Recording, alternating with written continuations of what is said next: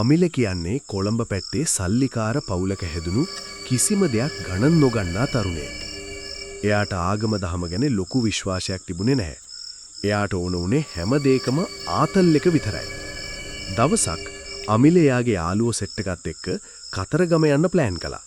හැබැයි ඒ යන්නේ වඳින්න නෙවෙයි, ට්‍රිප් එකක් ගිහින් එතන තියෙන නිදහස විඳින්න. මචන්, ඔර කතරගම දෙවියෝ කියන්නේ නිකන් මිත්‍යාවක් බං. මිනිස්සු බය වෙලා ඉන්නේ නිකන් බොරුවට. අමිල වාහනේ පදවන ගමන් කිව්වේ මහ හයියෙන් hina වෙලා. එයාගේ යාළුවෝ අතර හිටපු කසුන් විතරක් ටිකක් බය වුණා. අමිල, ඕවා ගැන ඔහොම කතා කරන්න එපා මචන්. කතරගම කියන්නේ අමුතු බලයක් තියෙන තැනක්. අපේ අම්මලා කියන්නේ එහෙ යද්දි කට පරිස්සම් කරගන්න ඕනේ කියලා. ඵලයන් බන් යන්න. මම අද ඔය දෙවියෝ ඉන්නවද කියලා බලන්නයි යන්නේ. අමිල කිව්වේ ඊටමත් උඩඟු විදියට. කතරගම නගරයට ඇතුළු වෙද්දීම වාතාවරණය වෙනස් වුණා. හවස් කාලේ වුණත් අමුතුම පාළු ගතියක් අමිලට දැනුණත් එයා ඒක පිටතට පින්නුවේ නැහැ. රෑ දේවාලයේ පූජාව බලන්න ගිය වෙලාවේ අමිල හැසිරුණේ හරිම අශෝභන විදියට. පොලිමේ ඉන්න බැතිමතුන්ට විහිළු කරමින් දේවාලය ඇතුලේ සෙල්ෆි ගනිමින් එයා හිතාමතාම නීති කැඩුවා. බලහංකො මේ මිනිස්සු පොල්ගගහ අඬන හැටි මේවා දැක්කම hina යනවා. අමිල කසුන්ට කිව්වේ පූජකතුමා රතු රෙද්දෙන් මුවා වෙලා දේවාලය ඇතුළට යද්දීමයි. එතකොටම අමුතු දෙයක් වුණා. එතන හිටපු වයසක කපු මහත්තයෙක් අමිල දිහා රවාගෙන බැලුවා. ඒ ඇස් දෙකේ තිබුණේ අමුතුම ගින්දරක්. පුතේ, මේක සෙල්ලම් කරන තැනක් නෙවෙයි. මේ භූමියට ගරු කරපන්. නැත්තම් යන්න වෙන්නේ ආපු විදිහට නෙවෙයි. ඒ වයසක මිනිස්සයා ඊටාම නිහඬව ඒත් බය හිතන විදිහට කිව්වා.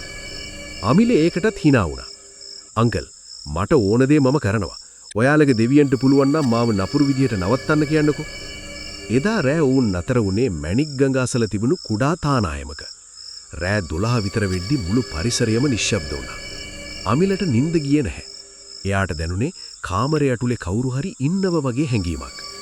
හිටි හැටියටම එළියෙන් අමුතු ශබ්දයක් ඇහෙන්න ගත්තා. හරියට මොනරෙක් කෑ ගහනවා වගේ. හැබැයි ඒ හඬ හරිම බිහිසුණුයි. අමිල කාමරයෙන් එළියට ආවේ මොකක්ද වෙන්නේ කියන බලන්න. මිදුලේ කෙළවරක ලොකු ගින්නක් වගේ දෙයක් දැක්කා. එයා ඒ දෙසට ඇවිදගෙන ගියේ කිසිම බයක් නැතුව වගේ පෙන්නුවට ඇතුළාන්තේ ඉන්න එයා වෙවුලෙමින් හිටියේ. හදිසියෙම යාට පෙනුණා උස්ස මිනිස්සෙක් අතේ වේලක් තියාගෙන අලුගාගට්ටු සිරුරකින් යුක්තව ගහක් යට ඉන්නවා. ඒ මිනිස්යාගේ ඇස් දෙක අර දේවාලයේදී දැක්ක කපු මහත්තයාගේ ඇස් වගේමයි. උඹ නේද අභියෝග කළේ? ඒ මිනිස්යා ඇහුවේ මනුෂ්‍ය කටහඬකින් නෙවෙයි. ඒක හරියට ගිගුරුමක් වගේ. අමිල බය වෙච්ච පාර දුවන්න හැදුවා. ඒත් එයාගේ කකුල් පණ නැති වෙලා වගේ දැනුණා. එයාට කෑ ගහන්න ඕන වුණත් උගුරෙන් ශබ්දයක් ආවේ නැහැ. පහුවදා උදේ කසුන් ඇතුළු පිරිස ඇහැරෙද්දි අමිල කාමරේ හිටියේ නැහැ. ඔවුන් හැමතැනම හෙව්වා. මැණික් ගඟ අයිනේ, දේවාලය වටේ හැමතැනම. අන්තිමේදී ඔවුන්ට අමිලව හම්බ වුණේ කතරගම දේවාලයේ පිටුපස තියෙන කැලෑරොදක් අසල වැටිලා ඉද්දී. එයා මැරිලා හිටියේ නැහැ. හැබැයි එයා හිටියේ සිහි මූර්ඡා වෙලා. රෝහලට ගෙනිච්චට පස්සේ අමිල ඇස් ඇරියත් එයාට කතා කරන්න බැරි වෙලා තිබුණා. එයාගේ ඇස්වල තිබුණේ මාරාන්තික බයක්. එයා මොකක් හරි දැකලා හොඳටම බය වෙලා කියලා වෛද්‍යවරු කිව්වා. හැබැයි පුදුමේ කියන්නේ සතියකට පස්සේ අමිල කිසිම හේතුවක් නැතුව රෝහලේදී මිය ගියා. වෛද්‍ය වාර්තා පවා කිව්වේ එයාගේ හදවත නතර වුණේ අධික කම්පනයක් නිසා කියලා. අමිලගේ මරණයෙන් පස්සේ කසුන් ආයෙත් කතරගම ගියා. එයා අර වයසක කපු මහත්තයාව හොයාගෙන ගිහින් ඇහුවා මොකද වුනේ කියලා. පුතේ, මේ අඩවියේ දෙවියෝ ඉන්නවා. ඒ වගේම ඒ දෙවියන්ගේ ආරක්ෂක භූතයෝ යක්ෂයෝ ඉන්නවා. දෙවියන්ට අපහාස කරන එක ඉවසන්න බැරි පිරිසක් ඉන්නවා. අර ළමයා කෙලේ දෙවියන්ට අභියෝග කරපු එක. ඒකට ලැබුණු වන්දිය තමයි ඒක. කපු මහත්තයා කිව්වේ බැරෑරුම් හඬකින්. අදටත් කතරගම යන මිනිස්සු කියන්නේ කට පරිස්සම් කරගන්න. දෙවියන්ගේ අඩවියේදී Taman කවුද කියලා අමතක කරන්න එපා කියලයි. රහසිගතව සිදුවන මෙවැනි මරණ ගැන පුවත්පත්වල පළ නොවෙන්න පුළුවන්. හැබැයි ගැමි ජනතාව අතර මේ කතා තවමත් ජීවමානයි.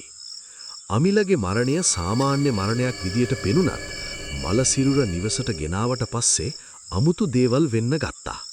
සාමාන්‍යයෙන් මලසිරුරක් තැන්පත් කරලා තියෙන වෙලාවට දැනෙන මලගඳට වඩා වෙනස් අමුතුම පිච්චුණු මස් ගඳක් ගේ පුරාම පැතිරුණා. අමිලගේ මූණේ තිබුණු අර බය පිරුණු පෙනුම එම්බාම් කලාටවත් නැති උනේ නැහැ. මචං අමිල මෙරුනේ නිකන් නෙවෙයි. එයා මොකක් හරි මහා පවක් කරගත්තා. කසුන් තවත් යාළුවෙක් එක්ක රහසින් කිව්වා. අමිලගේ අම්මා කැට්ටකට වෙලා අඬනවා විතරයි.